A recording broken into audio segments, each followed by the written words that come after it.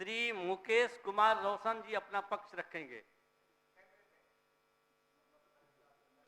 माननीय अध्यक्ष महोदय, 15 मिनट है। कटौती प्रस्ताव के पक्ष में हम बोलने के लिए यहाँ खड़े हैं। इसके लिए हम अपने नेता आदरणीय लालू प्रसाद यादव जी, बिहार के नेता प्रतिपक्ष आदरणीय तेजस्वी प्रसाद यादव जी और अपने मुख्य सचेतक शाहीन साहब और महुआ विधानसभा जहां से हम जीत कर आते हैं, वहां की महान जनता के प्रति हम आभार प्रकट करते हैं, जो जिनके आशीर्वाद से आज हम यहाँ बोलने के लिए खड़े हैं। महोदय, बहुत बड़ी बात है, स्वास्थ्य विभाग और सहकारिता विभाग और कला संस्कृति विभाग पर आज बोलने का समय मिला हमको। महोदय, पीएमसीएच में महोदय अस्थायी अधीक्षक के पद का पिछले कई वर्षों से पद जो है वो रिक्त है और वहां पर जो डॉक्टर आईएस ठाकुर को संविदा पर नियोजन किया गया है महोदय, वो बहुत भ्रष्ट डॉक्टर है महोदय। और इतना ही नहीं, वहां के जो अधीक्षक हैं उनके द्वारा स्वास्थ्य विभाग के आला अधिकारी को 25 लाख रुपया हर महीने उपहार स्वरूप दिया जाता है महोदय। 2022 में तत्कालीन मंत्री उस समय मंगल पांडे जी थे महोदय। उस समय मैंने जब यह मामला उठाया था तो मंगल पांडे जी ने कहा था कि मार्च में बजट सत्र खत्म होगा, अप्रैल में मैं वहां पर प्रभारी जो अधीक्षक है उसके जगह पर अस्थायी रूप से अधीक्षक का बहाली करूंगा। लेकिन आज तक महोदय अस्थायी अधीक्षक का पद रिक्त ही है। सुन लीजिए पहले क्या हुआ, सुनिए तो पहले, सुनिए पहले। आईएस ठाकुर के ऊपर आयुष्मान भारत में घोटाला किया गया, उसका आरोप है। 3 सदस्यीय कमेटी के द्वारा जांच लंबित है महोदय। और रात के अंधेरे में 31 जनवरी 2024 को महोदय, जब सरकार बनाने और बिगाड़ने का खेल चल रहा था महोदय एनडीए के द्वारा, उस समय आधी रात को अंधेरे रात में वो फाइल लेकर के और आला अधिकारी जो है आईएस ठाकुर को नियोजन पर रख लेते हैं संविदा पर महोदय। और एक चीज जान जाइए महोदय, आईएस ठाकुर के ऊपर कई सारे वित्तीय अनियमितता है, कई सारे वित्तीय अनियमितता। 31 जनवरी माननीय मुख्यमंत्री के हाथ में था। पंकज जी, आपको अनुमति लेने की जरूरत पड़ेगी। 31 जनवरी को आपको बोलने महोदय, 31 जनवरी को रात के अंधेरे में फाइल पर जो खेला हुआ है महोदय, मोटी रकम लेकर के 1 साल के लिए संविदा पर नियोजित किया गया महोदय। आप जान जाइए, ये जांच का विषय है महोदय। आईएस ठाकुर को वित्तीय प्रभार दिया गया है महोदय, जबकि सरकार का संकल्प है सामान्य प्रशासन विभाग के द्वारा कि भाई जो संविदा पर रहेंगे उनको वित्तीय प्रभार नहीं देना है। वित्तीय प्रभार भी दिया गया।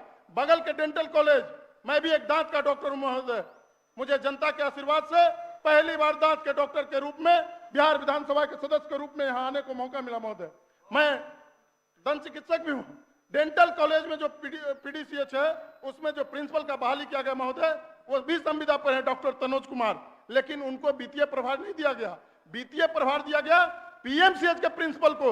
अब समझ जाइए कि ये भेदभाव, आखिर पटना का इतना बड़ा बिहार का अस्पताल है पीएमसीएच, और उसमें जिस पद पर रखा गया अधीक्षक का पद बहुत महत्वपूर्ण होता है महोदय। आप समझ सकते हैं कि जिस समय तेजस्वी यादव जी पीएमसीएच गए थे और जांच किए थे, उनके आला अधिकारी उनको बचाने के लिए पूरा कसरत करने का काम किए, लेकिन उसके बावजूद तेजस्वी यादव जी ने उनको एक्सटेंशन नहीं देने का काम किया महोदय। और जैसे ही हम लोग सरकार से बाहर हुए, उनको रात के अंधेरे में दे दिया जाता है एक्सटेंशन, संविदा पर रख लिया जाता है। क्या बात है महोदय, अब बताइए महोदय। ऐसे भ्रष्ट, अवैध, योग्यताधारी, फ्रॉड और जिन पर दर्जनों जांच के मामले लंबित हो संविदा पर नियोजन की गई, वो बिहार के सबसे बड़े अस्पताल के अधीक्षक के पद पर कैसे रह सकते हैं महोदय? जबकि इनसे दक्ष, सुयोग्य, वरीयता सूची में नियमित पदस्थापित प्राध्यापक मौजूद है महोदय, जिनमें अनुसूचित जाति, दलित, महिला प्राध्यापक सूची में है महोदय, लेकिन उनको जो है न बनाकर और किसी ऑफिसर के दबाव में आकर के, और माननीय मुख्यमंत्री जी के पास उस समय स्वास्थ्य विभाग था, किस तरीके से डॉक्टर आईएस ठाकुर को बनाया गया, इस पर सरकार को गंभीरता पूर्वक बताना चाहिए कि आखिर क्या मोलजोल हुआ है डॉक्टर आईएस ठाकुर से, क्या और कोई डॉक्टर उसमें योग्य है या नहीं है महोदय। जिस तरीके से बिहार का स्वास्थ्य व्यवस्था का हाल है महोदय, माननीय मुख्यमंत्री जी को बताना चाहिए बिहार के लोगों को कि बिहार के राजेंद्र नगर में आंख का अस्पताल, इतना बड़ा अस्पताल है महोदय, जिस पर करोड़ों रुपया खर्च किया गया महोदय, और वो अपना आंख का इलाज दिल्ली कराने जाते हैं महोदय। इससे बड़ा शर्म का बात क्या होगा? उनको अपने चिकित्सकों पर भरोसा नहीं है क्या महोदय? अब बताइए कि जिस तरीके से हमारे नेता आदरणीय तेजस्वी यादव जब तत्कालीन स्वास्थ्य मंत्री थे, मिशन 60 के तहत सभी अस्पतालों को चकाचक व्यवस्था करने का काम किए, तो बीजेपी के लोगों को पेट में दर्द हो रहा था। रात के 12 बजे जब सदर अस्पताल हाजीपुर पहुंचते हैं महोदय, जो चिकित्सक वहां पर अनुपस्थित पाए जाते हैं उस पर कार्रवाई करने का काम करते हैं।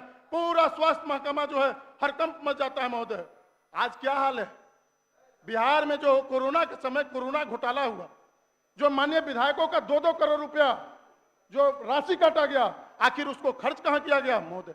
243 विधायक का 2-2 करोड़ रुपया, और बगल में जो माननीय बिहार विधान परिषद के सदस्य हैं उन लोगों का 2-2 करोड़ रुपया काटा गया।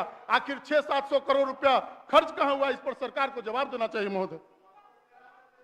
महोदय, महुआ में महागठबंधन की सरकार जब 2015 में बनी, जब 2015 में सरकार बनी महोदय, तो तत्कालीन उप मुख्यमंत्री तेजस्वी यादव जी और वहां के उस समय तत्कालीन विधायक तेज प्रताप यादव जी, सब लोगों ने प्रयास किया और महागठबंधन की सरकार ने वहां पर मेडिकल कॉलेज देने का काम किया। 2016 में स्वीकृति होती है महोदय, 2020 में शिलान्यास होता है महोदय, और 2024 आ गया। ये 8 साल का समय है महोदय। आखिर क्यों भेदभाव किया जा रहा है? बगल में सरायरंजन में काम शुरू हुआ 20 में और वो बनकर तैयार हो गया 24 में, लेकिन हम लोग के यहाँ भेदभाव किया जा रहा है महोदय। अब बताइए कि हमारे यहाँ CHC बनाया गया, उसका भवन जो है 2020 में उद्घाटन किया गया और अभी जर्जर हो गया। वहां पर न एक्सरे हो रहा है, न अल्ट्रासाउंड है महोदय, और वहां चिकित्सकों की भी बड़ी कमी है। कई बार हम लोगों ने इसका आवाज उठाया, BMS-ICL के द्वारा कहा गया कि जांच कराई जाएगी, लेकिन आज तक जांच नहीं कराया गया महोदय। हमारे क्षेत्र में कई ऐसे चीज हैं, जैसे SDH जो सब डिविजनल हॉस्पिटल है, उसमें जो है लाया गया कि भाई NICU बनाया जाएगा, वहां पर उपकरण खरीद करके रखा हुआ है महोदय, आज तक NICU नहीं बनाया गया। तो इस पर सरकार को जवाब देना चाहिए। जिस तरीके से महागठबंधन की सरकार में काम हो रही थी महोदय, स्वास्थ्य व्यवस्था काफी सुधार हुआ, और जो अस्पताल में हम लोग देखते हैं कि जहां NDA की सरकार में NMCH में पानी लगा रहता था, सांप और बिच्छू हुआ करते थे, जहां पर कुत्ता सोता था बेड पर, आज वहां मरीज का इलाज इसलिए हो रहा है कि तेजस्वी यादव जी ने मिशन 60 के तहत महागठबंधन की सरकार में काम करने का काम किए।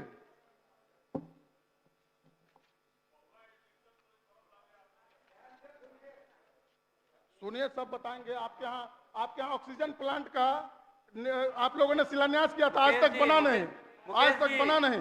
इस तरफ देख के आप बोलें। अध्यक्ष महोदय, कला संस्कृति विभाग के द्वारा एक अच्छी पहल की गई महोदय, जिसकी शुरुआत महागठबंधन की सरकार में हुआ। मेडल लाओ नौकरी पाओ, जिसके तहत सैकड़ों लोगों को नौकरी दिया गया। उस समय तत्कालीन उप मुख्यमंत्री हमारे नेता आदरणीय तेजस्वी यादव जी थे, तत्कालीन खेल मंत्री जितेंद्र राय जी थे। उस समय खेलो और मेडल लाओ नौकरी पाओ का जो आविष्कार किया गया, आप सब लोग देख रहे हैं कि हमारा बिहार के लोग जो खिलाड़ी है, खेलेगा बिहार तभी तो बढ़ेगा बिहार महोदय। मेरे क्षेत्र महुआ और चेहरा कला में महोदय खेल मैदान के लिए कई बार हमने आवाज उठाया महोदय, और स्टेडियम का निर्माण कराने के लिए महोदय। तत्कालीन उप मुख्यमंत्री अभी बैठे यहाँ पे चले गए लगता है, तारकिशोर बाबू, 2021 में उन्होंने आश्वासन दिया था कि बहुत जल्द आपके यहाँ खेल का स्टेडियम जो है वो निर्माण कराया जाएगा, लेकिन कई बार NOC देने के बाद भी जिला से NOC आ गया, उसके बावजूद आज तक खेल का मैदान और स्टेडियम नहीं बना महोदय। हम आपके माध्यम से आग्रह करना चाहते हैं सरकार से कि जो स्टेडियम का जो मानक है उसमें थोड़ा नरमी लाया जाए, और जो नियम कानून है उसको हिसाब से बनाकर ऐसा बनाया जाए कि जो जिला से NOC आया है उस पर निर्माण कार्य हो। महोदय, सहकारिता विभाग का जो हाल है महोदय, संपूर्ण बिहार में अभी जो धान अधिप्राप्ति चल रहा है महोदय, DCO के द्वारा पर क्विंटल 15 रुपया घूस लिया जाता है महोदय, और MD के द्वारा और BCO के द्वारा 12 रुपया MD के द्वारा और 13 रुपया जो है BCO के द्वारा लिया जा रहा है। यह अभी डबल इंजन के सरकार में 3-3 जगह घूस लग रहा है महोदय, MD, DCO, BCO, तो समझ जाइए कि 3-3 टेबल पे घूस लग रहा है। जिस तरीके से धान अधिप्राप्ति का लक्ष्य जो है महोदय, अरे बैठिए, सबको हम जानते हैं, बैठिए ना, बैठिए महोदय। इसकी जांच कराई बैठा जाए जाए, महोदय। बैठा जाए। सहकारिता बैठिए। विभाग में जिस तरीके से धान अधिप्राप्ति में घूस लिया जा रहा है महोदय, बैठिए, इसकी जांच बैठिए। कराई जाए महोदय। किसान परेशान है, किसान परेशान है, लेकिन प्रधानमंत्री जी को समय नहीं है किसान आंदोलन में जाकर और किसानों से बात करने के लिए महोदय। उनको प्रियंका चोपड़ा के साथ फोटो खिंचाने के लिए समय है महोदय, लेकिन किसानों से बात करने के लिए समय नहीं है महोदय। महोदय महोदय सहकार महोदय मौका मिलेगा आपको भी, आप महोदय अपने समय का उपयोग करेंगे। आप बैठिए, महोदय बैठिए, महोदय बैठिए, बैठिए, बैठिए।